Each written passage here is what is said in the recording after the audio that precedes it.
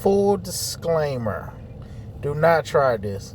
It took me 8 days to take the old one out and put the new one in to get it running and driving. Probably another 2 to 3 days after that. And it's not fun, it's not easy, it's really hell. It's probably easier to put an engine in and out.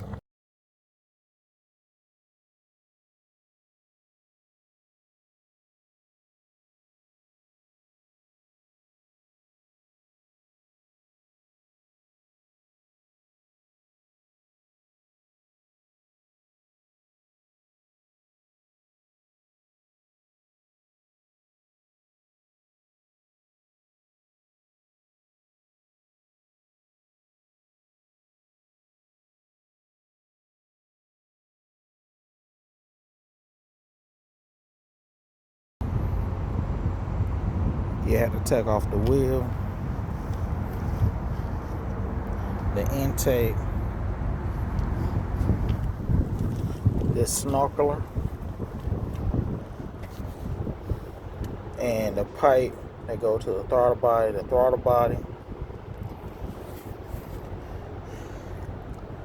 the battery. You'll move the air intake, the battery tray. You'll drain the coolant, and you take off both tires. You have to take this cover off right here, and it will give you the torque converter bolts. It's a 17, and you put your tool here. It's a breaker bar though, and you break it, and then after you break it, you can get your ratchet on it and ratchet off. And what I do over here, the bolt will go on the engine to rotate the engine. It's a 7/8, so I got a 7/8 ratchet, and I turn here. I'm turning the engine. Okay, see, I turn the engine, and that's how you turn it, and you get to the bolts to take these bolts out. You have to put a crowbar in here, and you lift on it, and you gotta get in there, and you pull it back, and make sure you drain your transmission. You don't drain your transmission fluid will be coming out. Now the second one is up in here. Put your tool in there, you stick it in there, and you pop out. You take your upper bolt off onto top of the shock, and to let this pivot forward so you can take the drive shaft out. And this is a 7/16, and I had to put another tool on it to break it free, but if you have a big socket, you can do that. And I also put this adjustable ratchet back here, and it was wedged right here against the rotor, and it helped me to break that nut off. It's a big nut, if you can see right there. It's a really big nut.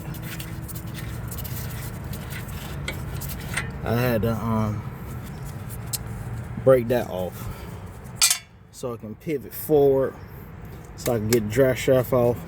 And I also took off the brake caliper and the steering rod, so I can move this with my hand, but you can leave the steering rod on and take this bolt off and that nut off. I'm sorry, that was a nut. When I broke the nut free, you can do that, and then you can turn the steering wheel. But I want to move this myself so it can come out. Just like the process with the upper, you gotta do the lower bolt and nut.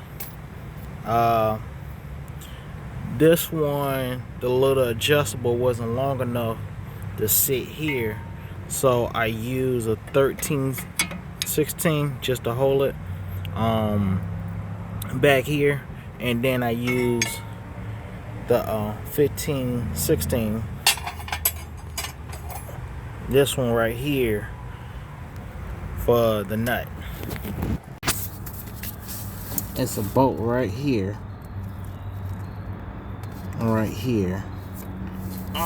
connect these two lines right here. You have to move them, move them out the way, and let's see, it's a bolt there, it's a bolt there. You gotta move them lines out of the way to get to it. However you move the body air box, you will have tons of room. And you can see these 4 bolts here to the mount. I'm gonna try to get away moving them.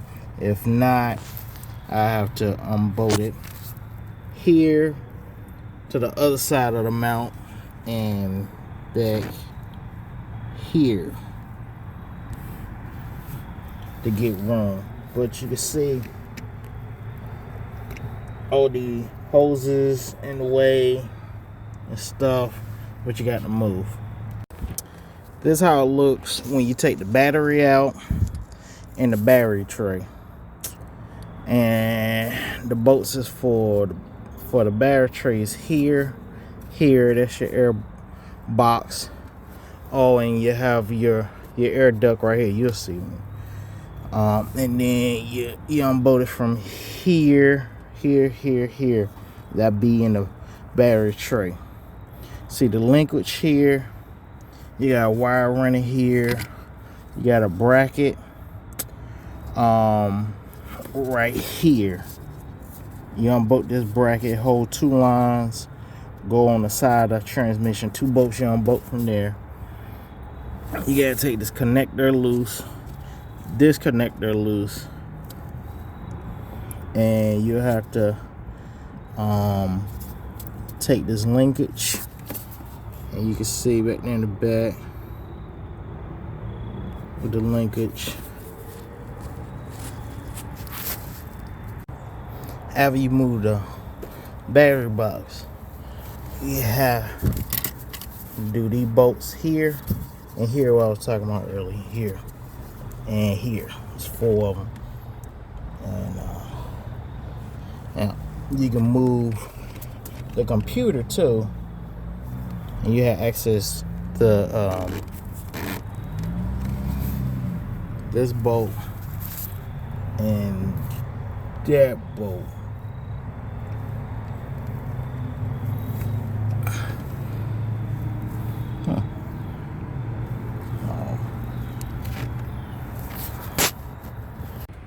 All they have to come apart for the transmission.